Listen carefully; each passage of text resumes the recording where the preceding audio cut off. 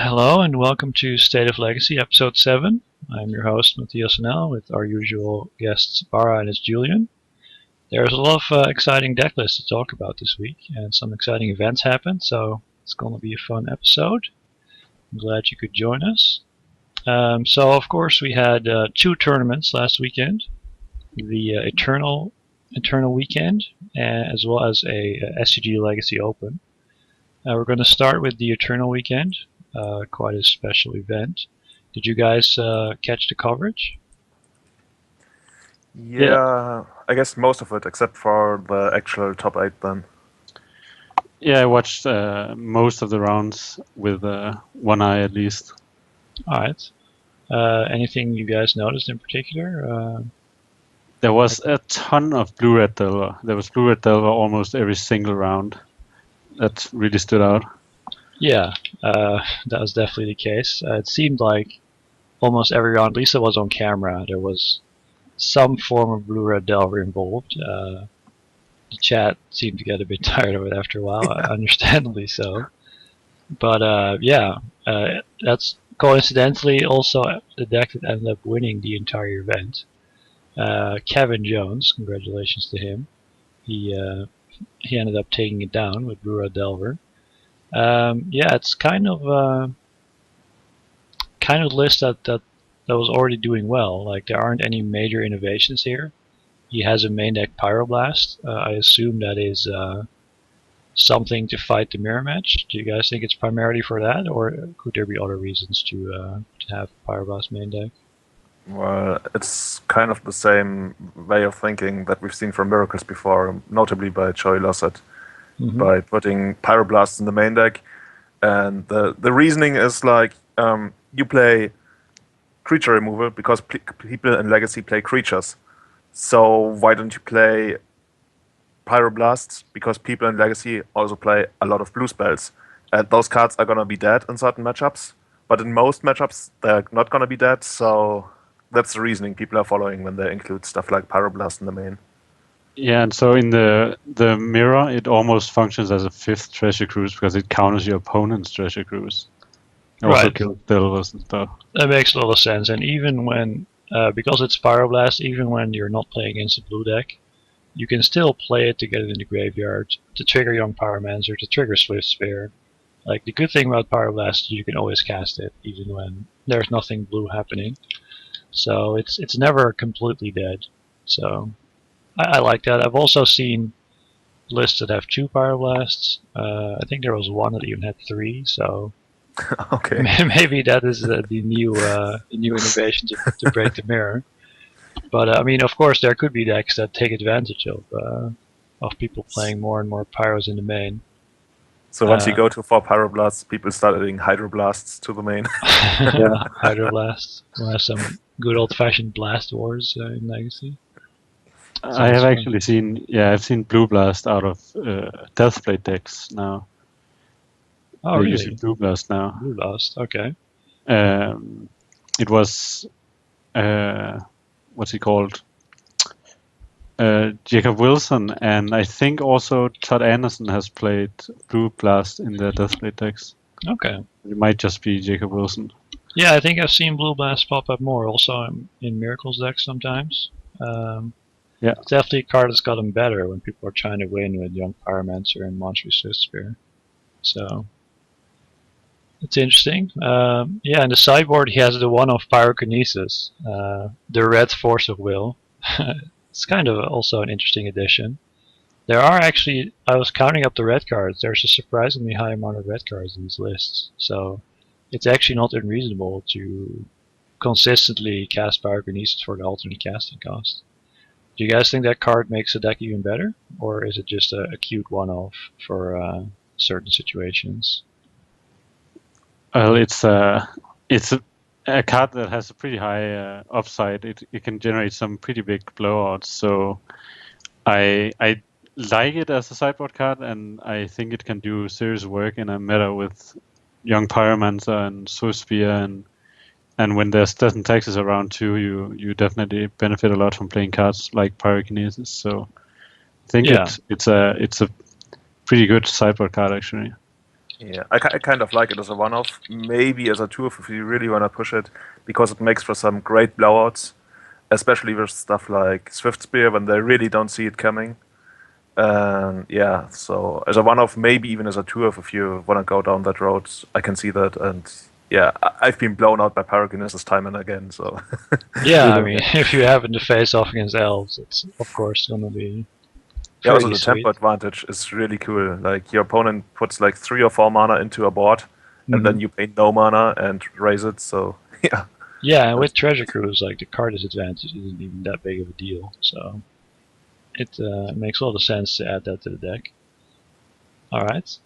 Well, you can see the top 8 on your screen as well. We had in total there were 6 Delver decks. That's 18 Treasure Cruises total, and 1 Punishing Maverick deck, which is what we're going to look at next. Now this is a deck that could potentially take advantage from those main deck Pyroblasts that people are playing. As a non-blue deck, it seems to be still viable, or again viable, I should almost say. We talked about Maverick briefly previous weeks, but let's go a little bit more into it right now. Why would Maverick still be a good deck at the moment, in your guys' opinion?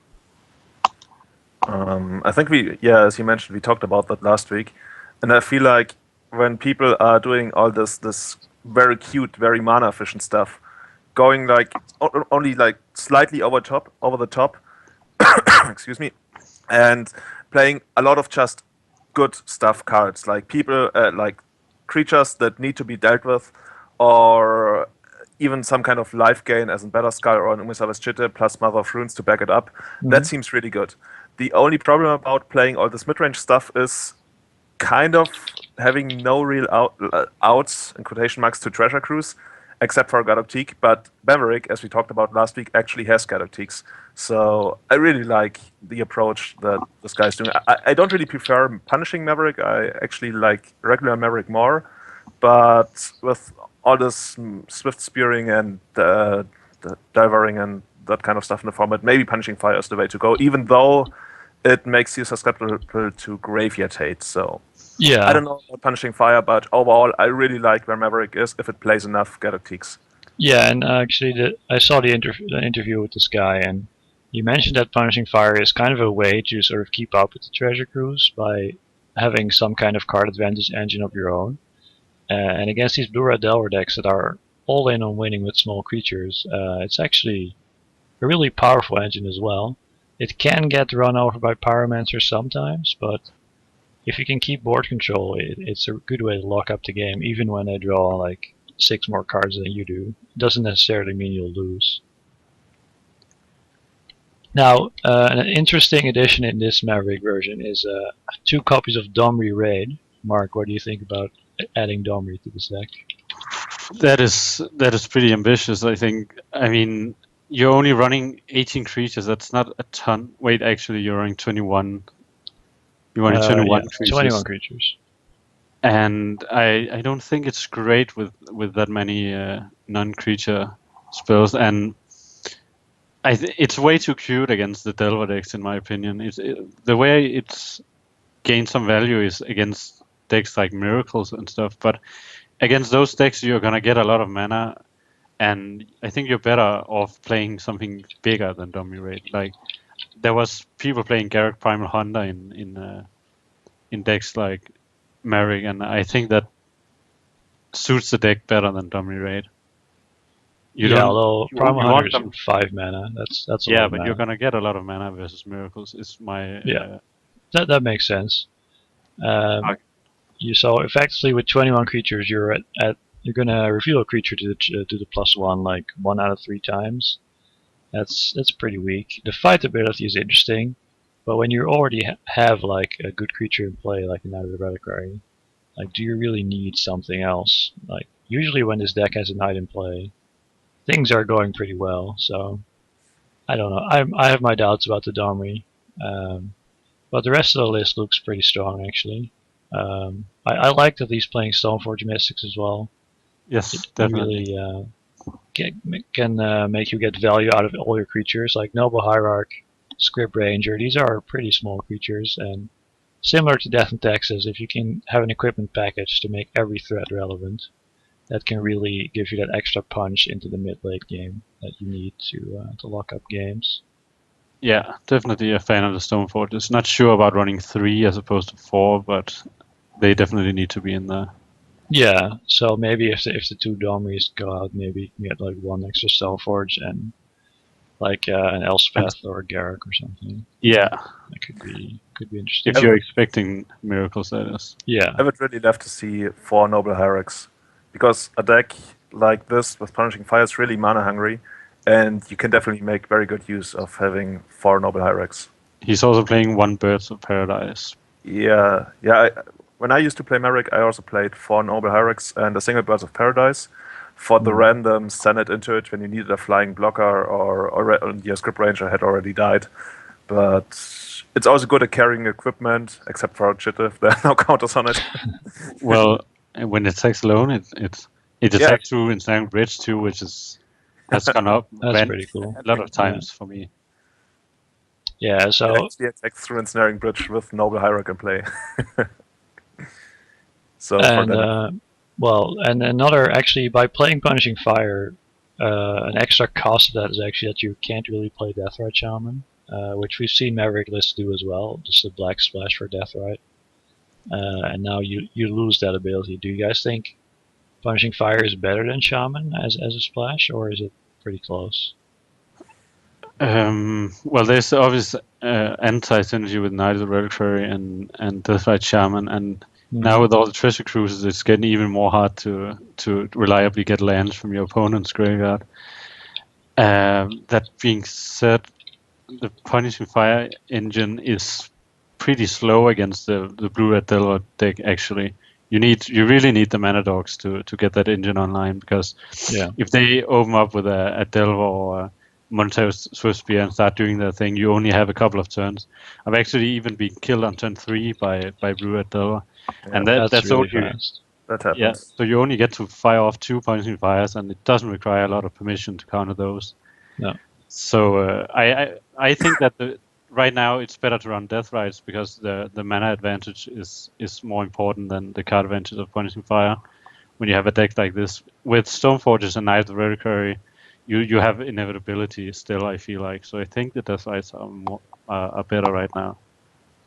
I think it's close. I think Fire is a good way to lock up the game, and I've also played briefly with a deck that had Punishing Fire and Swords to Plowshares in the same deck, and it's a really good synergy, because like even if you don't have Grove, you fire their first guy, then you Swords their second guy, they gain life, so you get the trigger from the fire, and then you can fire their third guy. But obviously it's pretty slow, so you can get tempoed out, but I kind of like the Fire. I think this list is pretty cool. I'm also leaning towards Fire, mostly because of Miracles, because it's really good against Miracles. And even though Blue-Red Delver has been taking over right now, I think Miracles is still a big concern.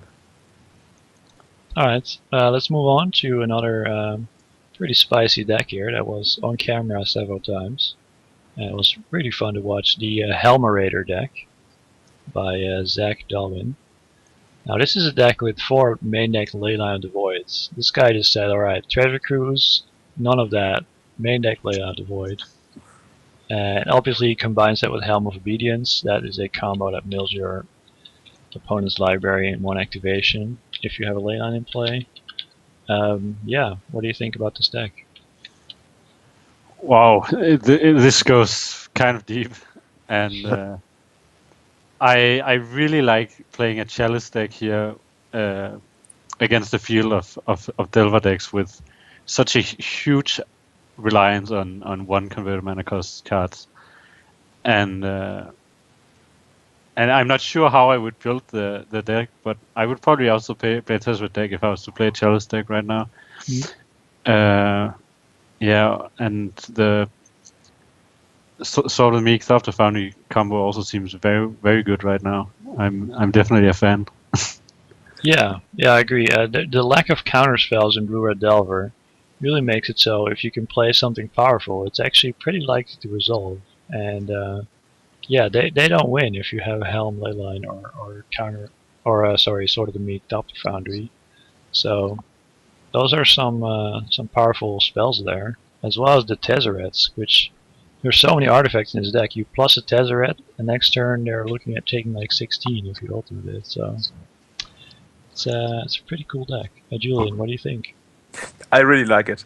As Mark said, Chalice is somewhat well positioned right now. There's always still the issue of when you play an actual Stompy deck that you sometimes just randomly lose to yourself or your own deck. But this guy, he's not really playing what we used to know as a Stompy deck. He's really got some ramp into powerful spells. And it only shows by the number of Trinity Spheres he plays. He only plays a single Trinity Sphere. His plan is not to go out and drop something big really fast, but drop something even bigger, slightly slower, and just have the Trinity Sphere as a target for the Tezzerets to dig up in case he really needed it. And yeah, so I don't know about the whole 4 ley lines and Helm combo. Yeah, maybe. I mean, it's kind of cute because when you have Leyline online, you really only need to plus one of the Tezzerets once and get Helm to play on the next turn, or get it straight away with Tezzeret the Seeker.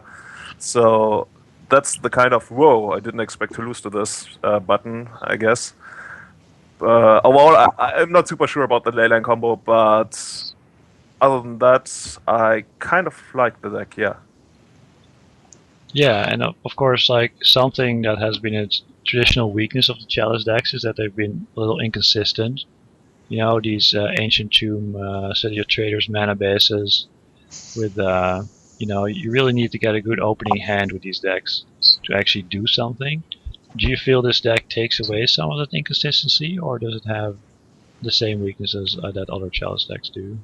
It definitely takes away a lot of the inconsistencies that used to exist. I mean, they are still there, but stuff like transmute artifacts or even just the Baleful Strix that will buy you a little bit of time and draw additional cards can go a very long way at stabilizing it. Also Top-Tier Foundry, like Top-Tier Foundry and Sword of the Meek, that if it's not going to win, at least it buys a lot of time as well. There are not a lot of cards that can make for clunky draws. I guess you could draw all mana and then your single threat gets countered, but you're also playing Force of Will as well, which most Stompy decks can't really do. Yeah, and the transmute artifacts add an extra layer of consistency that you actually have tutors in your deck, which, well, the Tezzerets are obviously also tutors, so you essentially have 9 tutors in your deck, which is quite a lot.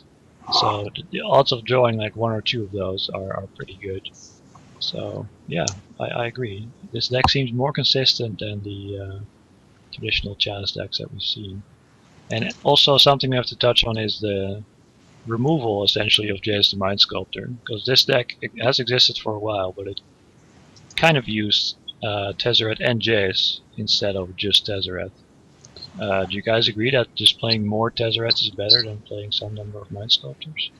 Well, that depends very much on the build you're going for, but Jace was the weakest of the Planeswalkers in the deck for sure, so cutting him is not unreasonable. And this deck is going more of a combo route, so I can definitely see why you would cut Jace the Mind Sculptor. Yeah, makes sense. Agreed. Alright, well, that's it for our Eternal Weekend deck lists. Most of the other lists are pretty stock. You can see the metagame on the right of your screen. I'm happy to see that Storm showed up a bit now. There's 2 copies in the top 32. I've been saying how Storm is better now because people have these blue-red counter-light Treasure Cruise decks. So I'm happy to see that show up a little bit. Deathblade also still doing well. There's also a couple Miracles decks.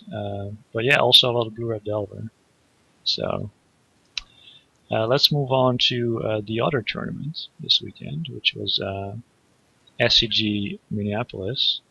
We're gonna get the winning list up on the screen here, which is so blue-white red Delver deck piloted by Anthony Lean.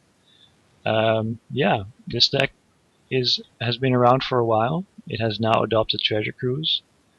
Do you guys think Treasure Cruise is good in this deck? Do you guys think it's making the deck better, or is it just the same, but just with a different card. I think it makes it better, definitely. You are not reliant on your graveyard already, so it doesn't cost you a lot to play Treasure Cruise. You can see that there has been some definite adjustments to the deck to fit in Treasure Cruise. For example, he's playing the 3 probes, he's cut on Swords of Plowshares, and and he's playing the full 4 lightning bolts, probably because that with Treasure Cruise he has more of an opportunity or possibility to burn his opponent out with the extra draw, and yeah, so it makes sense for him to keep the 4 lightning bolts. So I think it's an improvement, but some things you will still have a tougher time with than a regular blue and red Delver deck. The regular ones do not play Detection Probe and play full 4 Swords of Plowshares, so this one will have a harder time dealing with a Thalia, for example, because probes are really, really bad against Thalia, and you need more removal if you're to beat the Thalia decks. Yeah, I also agree that it's overall better than what we used to see before without Treasure Cruise. One of the points I think that adds to that judgment is that you can be much more aggressive with your removal, with your daces, even with your force of wills, to just maneuver into a position where you are favored on board. And most of the time in the past, you might have been favored on board, but you had little to no cards in hand, while your opponent was still actually playing the game. And now you've got Treasure Cruises, and you can make up for that loss. So you can be aggressive early on with all your spells, and still get into the mid game with a True Name Nemesis in play while holding 3 to 4 cards after Treasure Cruise, and that's something that's really good. Yeah, I also feel like this deck has gotten a little better against other Delver decks, because now you can take the position of the control role and just try to stop your opponent's threats and then refuel with Treasure Cruise until you eventually find like a True Name or a Stoneforge. Because one of the weaknesses of this deck was that with only 10 threats, like sometimes you just don't find one, or the first one gets removed and you just sit there. But now when you have a real draw engine, that risk sort of gets mitigated and you can actually play a long game much better than you previously could. So I think the deck got better. Other decks also got better, so I don't know if this is better overall, but from what people have been saying, this is good against blue-red Delver. So if that's the case, then this could be a really strong deck going forward. And that's interesting for Miracles players in particular, because this is the Delver deck that's known as the worst against Miracles. So you could see Miracles doing a little bit of a comeback now. Yeah, that's interesting, because this is the slowest Delver deck by far. Because all the threats are, well, only Delver. Delver is the only fast cards in the deck. Stoneforge and True Name are really slow, so Miracles has traditionally done really well against this deck. Probably still does. And but yeah, if this beats Blue-Red and Blue-Red beats Miracles and Miracles beats this, you get kind of an interesting thing going on. Obviously, those matchups are a lot closer than I just made them sound. Sure. Alright, speaking of Miracles, second place at the SCG Open, we have kind of a classic take on Miracles, because this brings back the Rest in Peace Energy Field combo that used to be played. I don't know, it feels like quite a long time ago now. This combo completely disappeared off the map when Abrupt Decay was becoming very popular, but now it's back. What do you guys think about Energy Field Rest in Peace? I've never really been a fan. Like, to me, it's kind of cute. I mean, I can see the appeal of running main deck Rest in Pieces in the current meta right now, but to me it always felt kind of weaker as the regular Miracles. I don't know, it doesn't have any kind of creatures. It only plays 2 chases. Yeah, it's got the combo of Helm of Obediencing the player out, but you will have a lot of clunky draws that don't really do anything except for maybe Terminus into hopefully something good. So, I don't know. I'm not a fan. Yeah, this seems very much like a meta call, and I agree that I'm not a fan of having as many awkward draws as this deck will have with 3 Rest in Peace, 2 Energy Field, 2 Helms, and 6 Miracles. And it just seems like it cannot really win in the mirror, because a lot of these cards do nothing in the mirror. And so, yeah, I'm not a fan of this build either, but it could be very good against the Blue-Red Delver decks, since Energy Field, Rest in Peace, seems very good against them. They have no enchantment removal, so that seems like just a lock against them. Yeah, I agree that this is probably just a metagame deck, and I do feel like Energy Field has potential right now, with Blue-Red Delver being so popular. I agree with you that the mirror match becomes worse when you go for a build like this, but maybe that's not necessarily such a concern. And I don't think the mirror is unlosable. I mean, you have less Jaces, but you get Helms, which are still must counters, because they probably lose if you resolve one. Because they're going to let your Rest in Peace resolve always. So if you can then resolve Helm, you might still have a shot in the mirror. Like with no Vendilion clicks, you're definitely a dog, but it's not completely unwinnable. And he has 3 guys the same draft in the sideboard, which I assume are a way to make up for being weaker in the mirror. So I don't know. I kind of like this list. There was another similar list in the top 16. I don't have the list on the screen right now, but it had 4 Enlightened Tutors, so it was more of an all-in list on the Energy Field or Helm combos, and it didn't have so many miracles. I think it only had like 1 Terminus. But yeah, we see Energy Field making a comeback. There was also one of them in the Eternal Weekend top 32.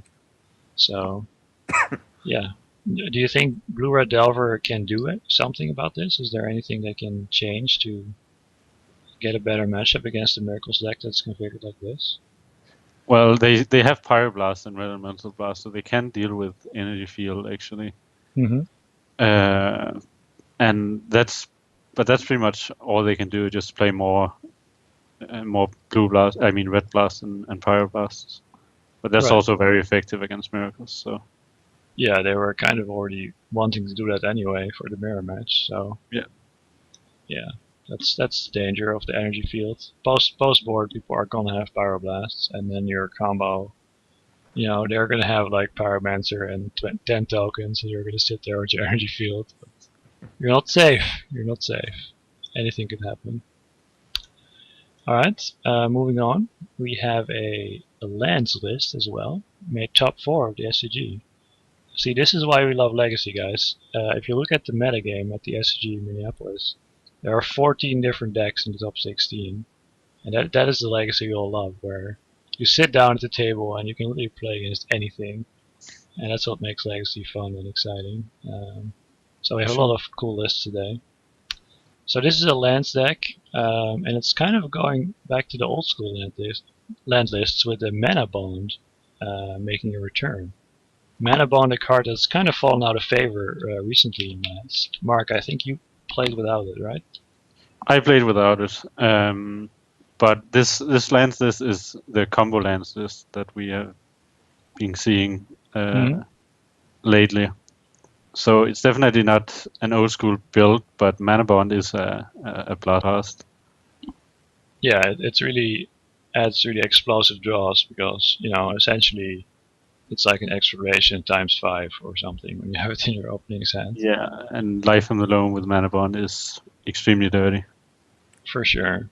Julian, do you like a lands list that looks like this, or do you prefer a more grindy, slower version? I used to play the more grindy and slower version, but that was before stuff like Punishing Fire and the Dark Depths combo had showed up. And I feel if you really want to play the more combo-y approach, going for Gamble is really good.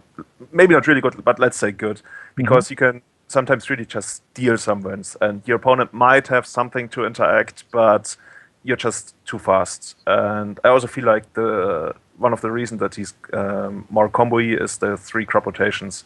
I think they don't usually play crop rotations, at least I didn't do it, and I didn't see it a lot lately. But he seems to be all about the combo. He's got some neat tricks, but I think he has one Tabernacle, but overall he's all about finding either Life from the Loam or combo pieces with Gamble, and then just putting them into play right away with Mana Bond. I mean, Exploration is still the preferred acceleration, but that's the reason why you're only playing 2 Mana Bonds. But some of the hands you're gonna be like, okay, you just put it in and win. Yeah, like turn 1, make it 20/20. What do you got? Yeah. Yeah, I like it. He doesn't mess around. Like, there isn't even... He doesn't get cute with, like... He doesn't even have a Caracas to the crop rotation for. It's just all about... Well, it's in the sideboard, but... It's all about just getting that 20/20 and just killing your opponent. And with 8 life from the loams effectively, and like 6 exploration-ish effects, he's really just trying to get there and get there fast. So I can appreciate that. I think it's a cool lens list. Unfortunately, I didn't get to see it in action, but maybe I'm gonna go watch the replay after this. Alright, now speaking of blasts from the past, with that mana bond, we have Slivers in the top 4. It's pretty safe to say nobody saw this one coming. So didn't Overvoltage play those on Magic Online some time ago? Slivers, yeah, he did. Yeah. Alright, so did you? I mean, how surprised are you guys by Slivers making a showing like this? Very surprised. One could say that, yeah. I mean, I guess we're already at critical mass for Sliver Lords with Sinew Sliver, Predatory Sliver, and the classic Muscle Sliver. So yeah, yeah. Yeah, you have 12 lords. That's quite a few lords. And with the Gale Rider Sliver, you now also have a 1 mana card that gives flying. You used to have Winged Sliver, which is exactly the same card for 2 mana. So Sliver had a couple upgrades. He also used the Sliver Hive, which is effectively a City of Brass. But also, if you have a lot of mana for some reason, you can tap it for 5 and make a 1/1. So, I mean, maybe against Miracles, you activate your Mutavault to get a Sliver and then pay 5 to make a 1/1. Just gotta grind them out, man. So, I mean, obviously, you want to compare this deck to Merfolk, and what are the advantages of this deck over Merfolk? Are there any? Go ahead, Julian. I was hoping for you to go ahead. Alright, I'll go ahead. The signature card of Slivers for me has always been Crystalline Sliver, because that card is really completely absurd. Merfolk sometimes plays Kira to get around removal. Now imagine if Kira costs only 2 mana, is a tribal creature that gets pumped by all your lords, and they can't even target it if they have double removal. Like, Crystalline Sliver is just absurd. That card is completely unreal. So that's one argument for Slivers that would make them good. The problem is that everything else is worse, because you don't have Island Walk, you don't have True Name Nemesis, your mana base is a disaster. So Crystalline Sliver comes at a pretty big price, but it is quite a treasure when your opponent has Lightning Bolts and Abrupt Decays in their deck, and you're sitting there like, damn, now I can't do anything. So there is the Crystalline Sliver. You guys have anything to add to that? Yeah, I guess as you mentioned, it's really good against removal. Also with the Hibernation Sliver, you really don't want to ever target something when Hibernation Sliver is in play, except for maybe making a value play, a tempo play. But yeah, you can argue that Island Walk is probably overall better than flying. But as you mentioned, it comes at a pretty high price. You're playing like 9 islands with days. Yeah, it probably works out, but I can see it not working out a lot of times actually. Yeah, flying is better on off. I mean, Island Walk is better on offense, but flying can be better on defense sometimes when your opponent is a Delver, as somebody in the chat said. So it's not strictly worse, but yeah, I don't know. I think I read the top 8 profile, and he mentioned that he's just playing it because, you know, it's old school. He won a tournament with this like 8 years ago, and he just wanted to play it again. So it's pretty awesome that he did so well. I mean, you got to give it to the guy. To top 4 in SCG Open with Slivers, that's impressive. Yeah. I must say. So Blake, Petro, congratulations. I guess the combo matchup is also not very good. Looking at the main deck, he's only got the 4 Forces, 3 Dazes, no Wastelands, and... But then he has access to Thalia out of the board. He does have Thalia on the board, yeah. That's pretty cool. Honorary Sliver. Honorary Sliver. She was a sliver. Oh my god. Crystalline Sliver Thalia? Yeah, go ahead. Go ahead. Where's your Caracas now? Good luck. Alright, moving on to another deck from the same tournament. Blue-Red Painter. Now this is a deck that Caleb Burwood wrote about quite a while ago. It's a lot different from the traditional mono-red Blood Moon Painter decks. This is more of a combo deck. With 4 Goblin Welders, 4 Intuitions, with spicy packages including Lion's Eye Diamond. This deck just tries to grind you out, and I don't mean slowly, just grindstone you out really quickly. So, have you guys ever played against this deck? Oh, a lot actually. A friend of mine in Munich used to play this deck for 1 or 2 years, and I've lost my fair share against this deck because there are certain draws that if you can't interact early on, that you don't beat. So yeah, that's my experience with the deck. Alright, Mark, have you played against it? I have played against it a couple of times online. It was I believe that this deck existed before or was more prominent before the mono red deck actually. And I played against it a couple of times. And the fact that you have access to Force of Will makes the combo matchup much better. And that's definitely something I felt since I was playing a lot of Storm at the time. Yeah. And you still get access to a lot of Pyroblast and Red Blast. The only thing you don't have here is the Blood Moon, which is very meta dependent how effective that is. For sure, and with Blue-Red Delver being so prominent, I don't think you really necessarily want Blood Moon so much anymore. Yeah. So that makes sense. Yeah, it's funny because the last time I played against this deck, I was actually playing Doomsday Storm in paper, which is not easy. And it was a really awkward game. I won the first game, but I knew what he was playing. So Doomsday plays Emrakul Sheldon Isle on the sideboard, which is too slow against this deck. But I just bought in the Emrakul so that he could not grindstone me out. But then in the second game, I was just like sculpting my hand, and he had the combo in play, and he like activated on me. I show him the Emrakul, so my deck gets shuffled again. So we just sit there for a while. But eventually I draw the Emrakul, which is really dangerous. So I just unsuspiciously play out a Lion's Eye Diamond and pass the turn. I would just go on for a bit, and then like 2 turns later he just has the mana spare, so it's like, alright, I'll just grindstone you again. So I'm like, sacrifice Lion's Eye Diamond for blue, shuffle my Emrakul back. So yeah, I did not win that game after mind twisting myself. I got just attacked with Painter for 20 damage, so it's a fun deck. I also really like the intuition, because you can play some very cute tricks with Lion's Eye Diamond and Painter's Servant, where Painter's Servant suddenly works as kind of a Black Lotus. Once you just throw LED in the pile and hope to not get it. Or sometimes if you want to get it, I don't know, there are certain things that you can do with the welder, like activating the grindstone and then respawns welded out, get in the Painter's Servant. I think that's also pretty cute. Yeah, there are some cool interactions, definitely with welder in play and Lion's Eye and the combo. You can really go off for almost no mana, so it's pretty explosive actually. Something I also like is that there's 3 Lawans in the sideboard. Now Lawan is kind of a throwback. This used to be a sideboard card against Merfolk specifically, because it bounces all the blue creatures, but when you have Painter in play and everything is already blue, it effectively just bounces all your opponent's creatures and they can never play any creatures again. So it's a pretty cool combo.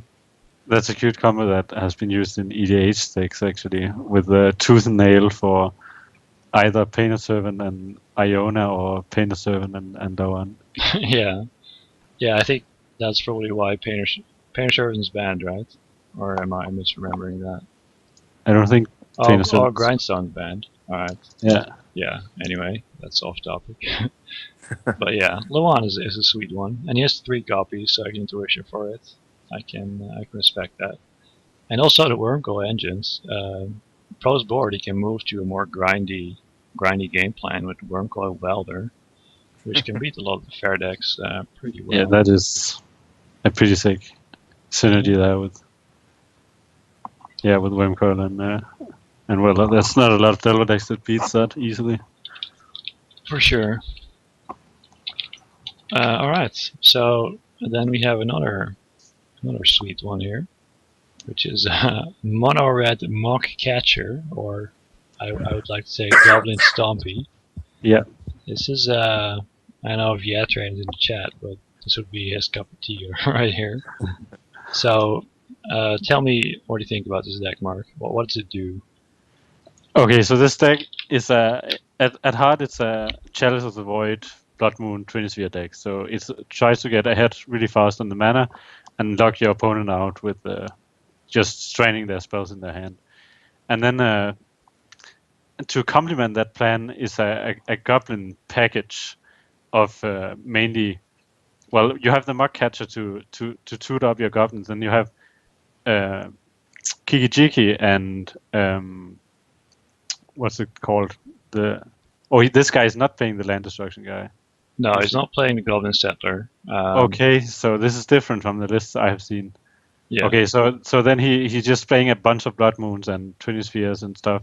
Tries to strand the opponent's cards in hand and then grind them out with value goblins like Siege Gang, Murderous Redcap, Rebel Master even. Yeah, the full 4 Rebel Masters to go for the beatdown. Julian, as someone who has played against probably every deck in Legacy, I'm sure you've played against this too, is that correct? Well, I've not played against this deck specifically, but it's kind of like, it even is named Dragon Stompy on TC decks, I just saw. So it's in the spirit of Dragon Stompy, having the Stompy mana base and combining it with expensive, heavy-hitting spells. And I think what's the big draw to this deck is the Mock Catcher that provides some sort of poor man's survival of the fittest, and that can tutor for pretty much all you would need in a deck like this, except for enchantment removal, I guess. So, I mean, I guess most people have played against Dragon Stompy, actually, or maybe not, because the deck hasn't been very popular in the late years. Mm-hmm. So, Mark already explained what the deck does, and we talked about this when we talked about the Helmerator deck. Sometimes this deck will have draws that don't really get there, and I think the Mock Catcher is a way to kind of alleviate that, to find ways to still stay in the game even when your first or second threat gets handled, because Mock Catcher is totally independent on your draw. You just keep spitting out new stuff, and it doesn't matter whether you drew your second Trinisphere and third Chalice, you still get your Siege Gang Commander and Murderous Redcap and Kiki-Jiki and just dominate the battlefield. Mm-hmm. And if you draw good cards after that, well, all the better. And then there are the draws where you just Blood Moonshine 1 and win. So So with these decks, there's two kinds of games. There's the games where your opponent can't do anything, and there's the games where he can do something. When they can't do anything, it doesn't really matter how you kill them. You can play a Rakdos Pit Dragon. You can play a Hardcast Simian Spirit Guide. It doesn't really matter, but I think this deck tries to be a little better when your opponent can actually play Magic. They're trying to actually have good threats that can win by themselves, like Rebel Master, Mock Catcher, Rakamar. These are cards that can win the game by themselves, even when your opponent actually gets to do stuff. So I like that. I do have to question if Blood Moon is actually good right now. I don't think it is, but if it's good, then this deck can definitely compete. But I have to question the Blue-Red Delver matchup of this deck, because Blood Moon is not so good. I mean, Chalice is still great, so... Chalice is fantastic against him. And he also has some equipment. He does. So maybe the Blue-Red Delver matchup is not as bad as I think it is, and then this deck could be good. He also has Pyrokinesis in the board, so... Yeah, I think this is a cool deck. There are a lot of... What do you think the Anarchy is for? Is it for Death and Taxes? Or? Yeah, it must be for Death and Taxes. I was wondering whether there was something I was missing. It's probably just for Death and Taxes. Maybe you can randomly use it against something crazy like Enchantress, but even that deck has mostly green cards, so... Yeah, I mean, there's a lot of cool deck lists from this open. It's nice to see. So that's the last one we have here. Let's look at some stats here, because a lot of people think that Treasure Cruise needs to be banned. So how many treasure cruises exactly are we talking about right now?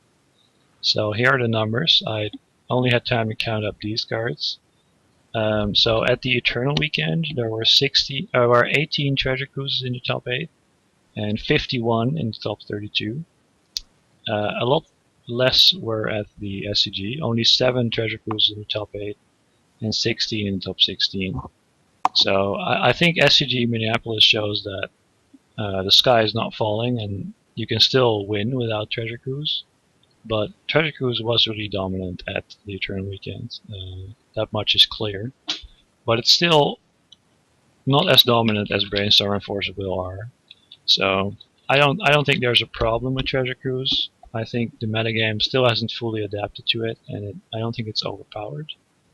But that's just my opinion. A lot of people disagree with that. Julian, what do you think? Too good or fine? I'm also with you on the thing that it's too early to call whether it's too good or not.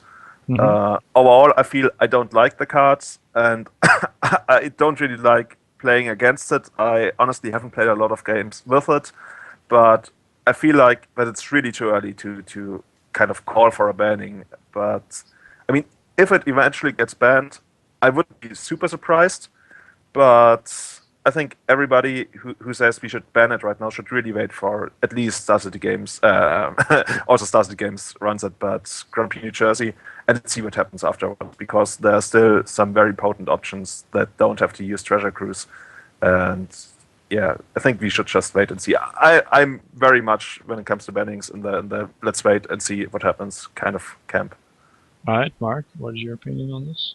Well, it depends on what you want Legacy to be, because if you don't want to introduce new super powerful cards to the format, then sure, you should ban Treasure Cruise. But if you want to have a format that is occasionally shaken up by powerful cards being printed, then I think that it's absolutely fine. It is somewhat warping.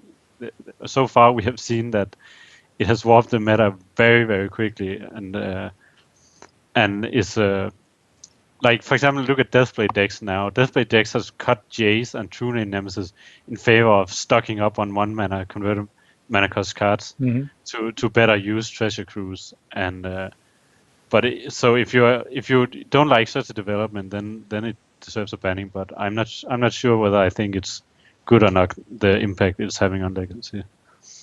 Yeah, and like change, it can be good, right? I mean, before Treasure Cruise was introduced, we were kind of complaining about how Miracles was so dominant and how it was so hard to attack it without losing to other decks. But now here we are, and Miracles is suddenly very beatable. And looking at Minneapolis, like, it actually seems like a wide open, healthy format again. So I don't think Treasure Cruise is overpowered. And people make the comparison to Ancestral Recall, which is constricted in Vintage, but I mean, in Vintage you're drawing into, Yawgmoth's Will, Tinker, and Time Twister. But in Legacy, I mean, is drawing like Lance, Swift Spear, Lightning Bolt really that good? Is it really overpowered?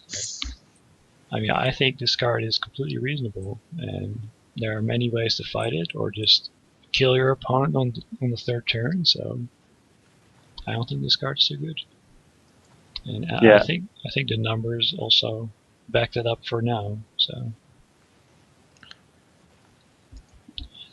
But yeah, that's for now, of course. Like, we're obviously going to keep track of how Treasure Cruise is doing over the next couple of weeks, and we'll come back to this subject because it is very interesting to follow that development. Sure. All right, let's talk some spoilers here. Commander 2014. We have seen some pretty powerful Commander cards make it into Legacy, like True Name Nemesis, Toxic Deluge. So now we're going to talk about a couple of cards that we think are potentially interesting for Legacy. Now we're just going to give you our opinions right now. You're right there, Julian?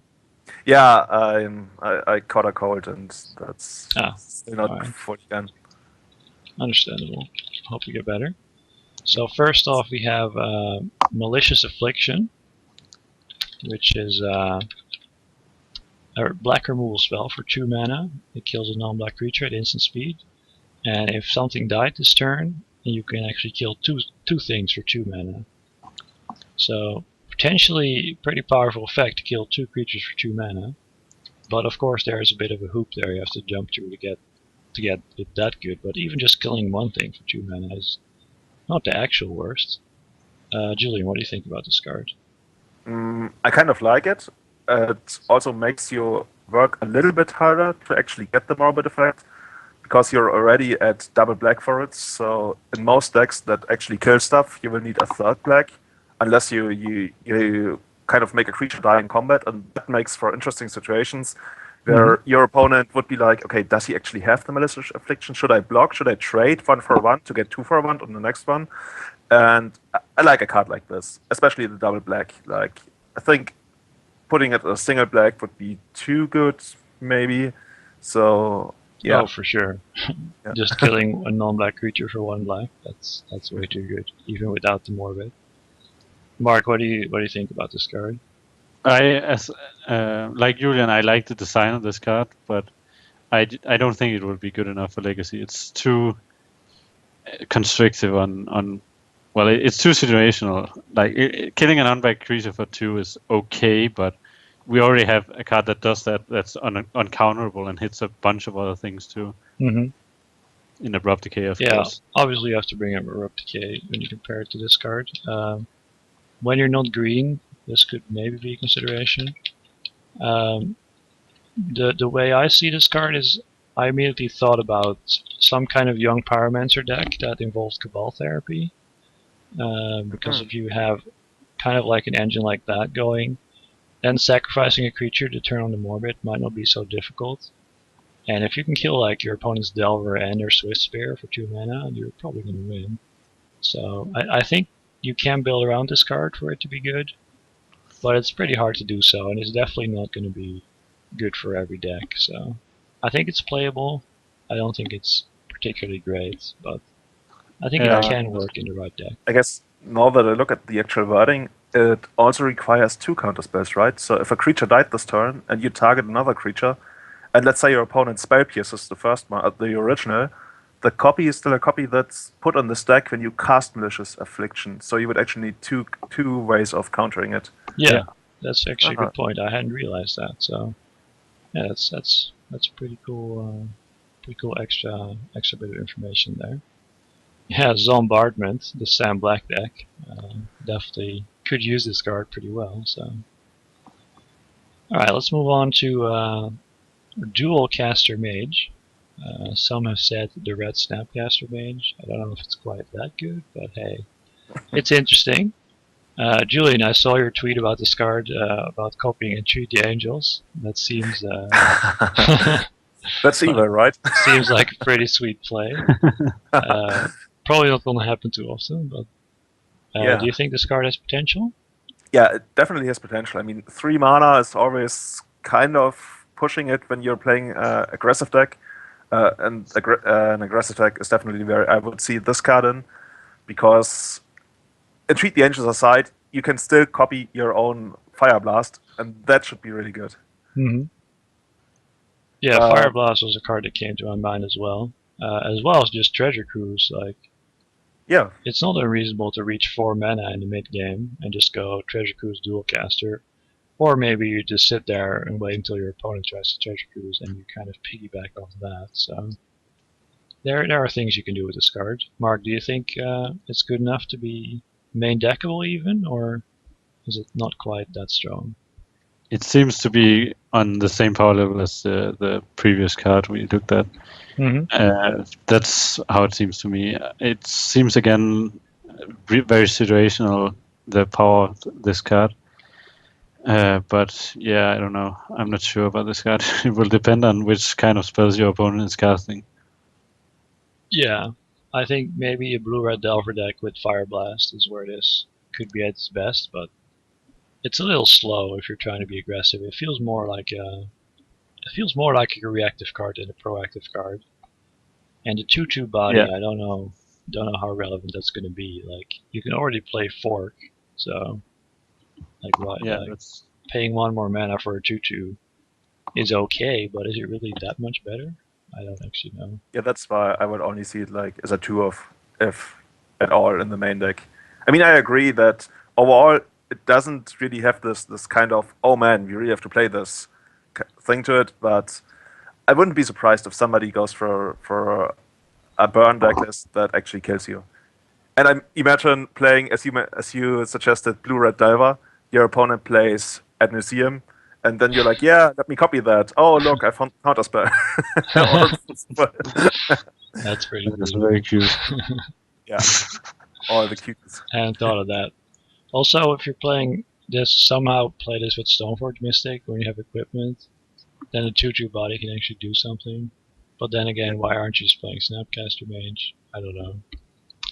Yeah, I mean, this card is playable. It needs to be built around, but keep this card in mind. Alright, then we have a Planeswalker in red. Daretti Scrap Savant, which yeah, the +2 is kind of like the deck fading ability of drawing 2 and discarding 2, except you have to discard first before you get to draw. And you don't have to actually do 2, you can do 1 or 0 if you want, just to plus it. And then the -2 is the interesting part. It's the card Trash for Treasure, exactly, but you're paying 1 extra mana for that effect. But you do get a Planeswalker out of the deal. Do you guys think this card could be playable? I don't. I think that again, it's the power level of this card is not. I think it's a little bit weaker than the other cards. It's not quite there for Legacy. I don't think this might have been too good at 3 mana. That might have been too good, yeah. But yeah, for sure. It's 4 mana is just so much more than 3 mana. Yeah. It's I don't think it's. I think it's too expensive. I mean, if there's a home for it, it's probably one of the red Blood Moon decks, which then also has Goblin Welder to some artifact synergy going. But I do feel like it's just too expensive for what it does, and I don't think it's good enough because of that. I'm more excited about the dual caster and the black removal spell than I am about this one. Yeah, I agree with that. Yeah, I think the card overall just lacks power. I mean, somebody will probably put it in a Stompy Shell, as you mentioned, and do something with it.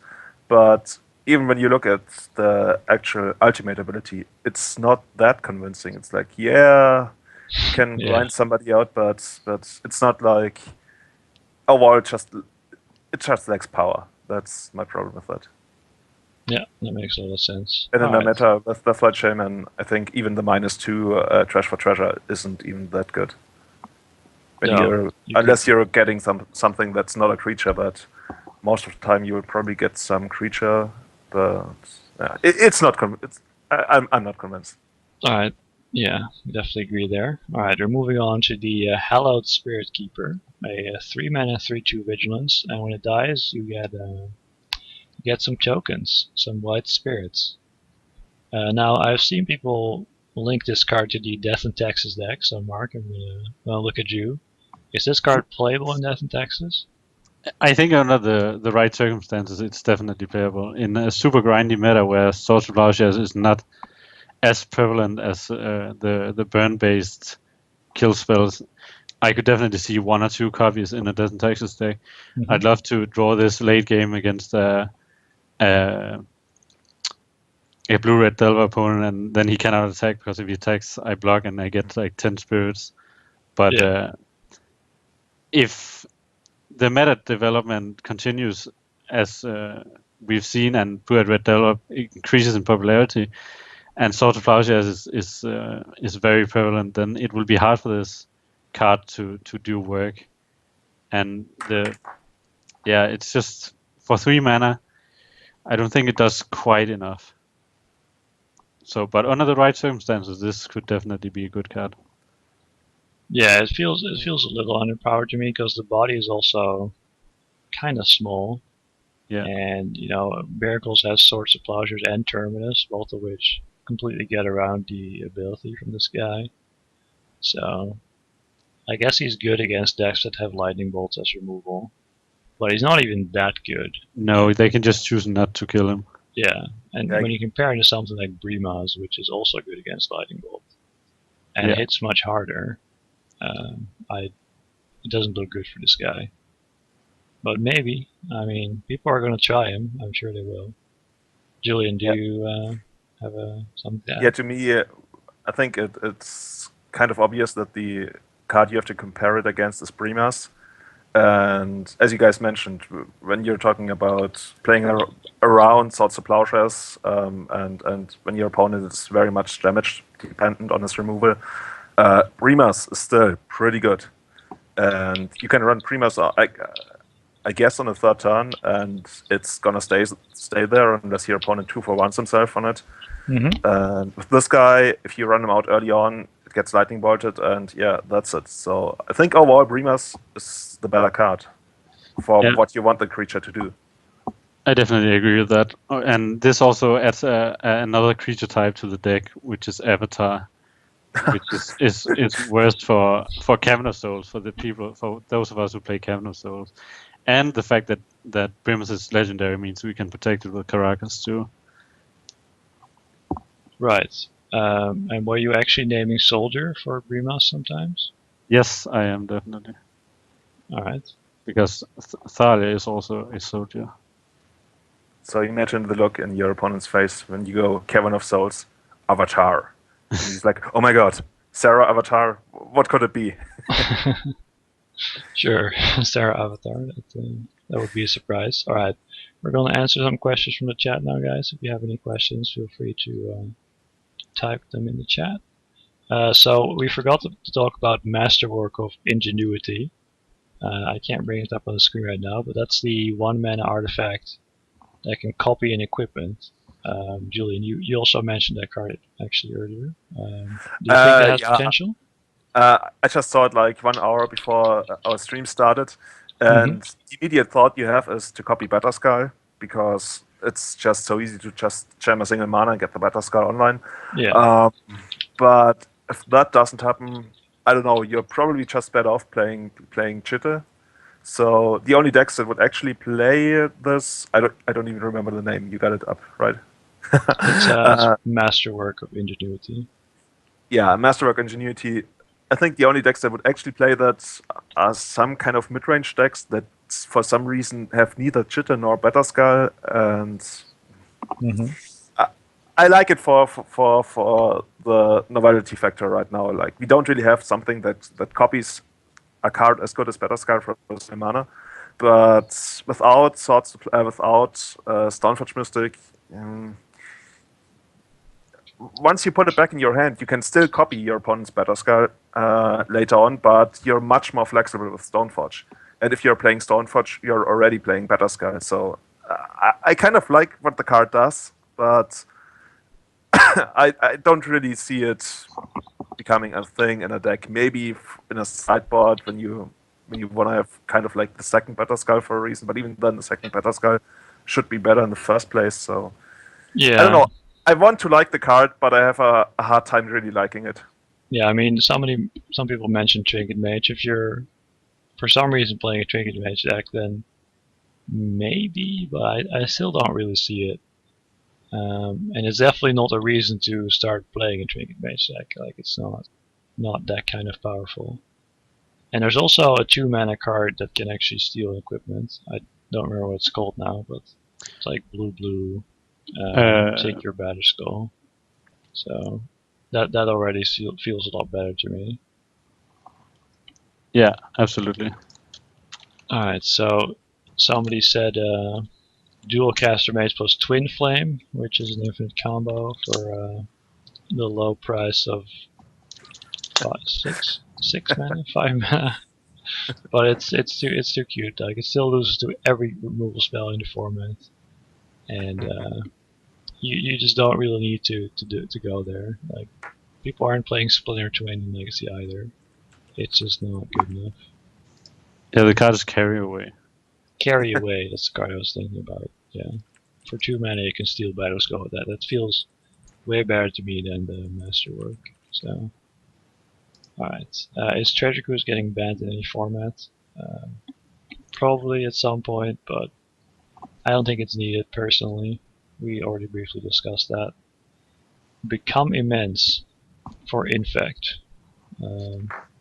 Yeah, I've seen Tom Ross play around with that card, and he thinks it's a suit. It suits the deck, so yeah, it probably does. So how many copies was he suggesting? Or I think he was playing 2 copies. Yeah, that's what I wanted to say. Like, I could see 2 copies, but definitely not more than that. Alright, somebody asked, can Bug Delver still compete in a post-Treasure Cruise meta? The answer, I think, is yes, but gonna have to make some adjustments to the deck. We saw Bawang top 16 the previous SCG Open with with Bug Delver. Not Shadows, not Shadows, with Bug Delver actually. Yeah. And there was a Bug Delver in the top 8 of the Eternal Weekend, so the deck is still around, and I think it's still good. And also, like, Golgari Charm is really good against Pyromancer, so there are definitely options in Bug to fight against it. So I think one of the problems is that Tarmogoyf, not just because of Treasure Cruise, but also because of the young Pyromancer, isn't as effective because he will have blockers for ages. But as you mentioned, you really should pack something like Golgari Charm to just clear the board, and suddenly all your Tarmogoyfs reign supreme again. And yeah, it's definitely a good deck, and you can, I guess nobody would be surprised to see it take down a tournament. So yeah, it's still there and it's good. Yeah, that makes sense. I think Bug Delver is still good. Like, Tarmogoyf is still really big, and the only thing that really deals with him is Pyromancer plus tokens. So if you can stop that from happening, like, you're gonna beat them with your Tarmogoyf. So I think Disfigure and Golgari Charm play a key role in fighting that matchup. So it's definitely a matter of changing the list. I talked about it last week briefly as well, but I've played a Bug Delver list with 2 Dig Through Times in it, and they were really good at finding the card that I needed to win the game. So maybe Dig Through Time is better in Bug than Treasure Cruise. I don't know. It felt to me like it was. Alright, let's see. Any other questions? If your local field is 25% Blue-Red Delver, which deck would you recommend playing? Well, what is the rest of the field then? Is it just... Yeah, that's kind of important to know. Okay, but something that's good against let's ask a different question. Yeah, what's good against Blue-Red Delver? It seems like Blue-White-Red Delver is very good against it, because Stoneforge is just such a beating against Blue-Red Delver. And also Death and Taxes and Reanimator seems very good against it. You need to adjust your Death and Taxes deck a little bit to have a very good record against Blue-Red Delver, but it's definitely well positioned against it. And Reanimator, there's not a lot of counterspells in Blue-Red Delver, and I don't see them beating an Elisnorn at any point, or Griselbrand. For sure, and I've said this many times before, but I also still really like Storm against these Delver decks that have almost no counterspells. It's just so easy to kill them on turn 2, when all they're going to have is like a Daze or a Force. So I quite like Storm. You could even play some Pyroclasms to make the matchup into a complete joke, because then they can't even race you anymore. So yeah. I think Storm is great. But how would you build a Storm deck then? Like, would it be traditional? And I've seen a newer list with, for example, running multiple copies of Tendrils and Storm decks with Treasure Cruise too. Treasure Cruise fueled Storm. I'd play a traditional Ad Nauseam Tendrils list. I'd probably move away from the Sensitive Divining Tops, just because I want to be a little faster now. But I think traditional Ant can kill on the 3rd turn pretty consistently, which should be fast enough almost every time. Julian, go ahead. Go ahead. No, as an Else player, I probably asked this before, but all these Blue-Red Delver decks with Forked Bolts and even Pyrokinesis now, like, is Elf still good, or is it getting slowly pushed aside? While Pyrokinesis hasn't really been fully adopted yet, if it becomes a real thing and people start playing 2 copies in the sideboard, oh man, okay, let's talk about it if that actually happens. But overall, I kind of feel like the matchup isn't really bad. But you have to kind of, account for it. So what I did, I added the second scavenging use to the sideboard because I feel like that card is really good against them. And for now in Magic Online, I actually cut the Run Packmaster because it felt like a win more card against them to me, and it didn't really help or to do anything on the first turns of the game where you need the most help. So I feel like a more streamlined combo approach to elves could be very good, especially as you mentioned, they have very little hard counters, and days doesn't really matter all that much versus elves. So they also don't have stifles. So if you resolve the natural order for the behemoth, you will actually win the game. And so if they don't use their forces early on to kind of stop your mana deployment, you will still have a very good board presence that's only weak to Delver of Secrets. So you can gain some time, but I have to admit, you have to get used to playing against the deck. It's difficult, but I still feel confident playing elves against them, even though I have to admit it kind of feels shaky. It feels difficult. Yeah, it feels difficult, but I still feel like elves is very, very capable of beating them. Right, so but if you just have to kind of, as I mentioned, drop some of the mid-rangey stuff. Definitely not going to play stuff like Sylvan Library or even Bitter Blossoms against them. I actually added a Chitter to the main deck to try it out because I feel like that could be good as well. Because once you get Chitter online, the deck kind of crumbles before your eyes. Yeah, for sure. But like, if you're saying like a very experienced elves player like yourself can like barely win the matchup when you're playing really well and have these extra sideboard cards, like if somebody is just picking up elves, they're probably going to get crushed, right? Yeah, especially because sometimes you can play really well and you will still lose because they will draw one or two of their two Fogbolts. And as we've seen on Star City games on the last weekend, Fogbolt is really good against elves. Yeah. We even saw that one guy bring in Cabot Therapy and name Fogbolt on the first or second turn. I don't think that's good, but the card Fogbolt is a real beating for elves, and sometimes you will just lose, but that's the losses you take for playing such a otherwise very powerful deck. Right. Okay, well then I still have a question for you guys. If Grand Prix New Jersey was tomorrow, and Flicker Wisp was emergency banned before that moment, what would you? Also, Glimpse of Nature was also emergency banned. Mark, what would you play at the GP? Storm, probably. Storm seems strong, and with the rise of Blue-Red Delver, which is a fantastic matchup, I'd play Storm for sure.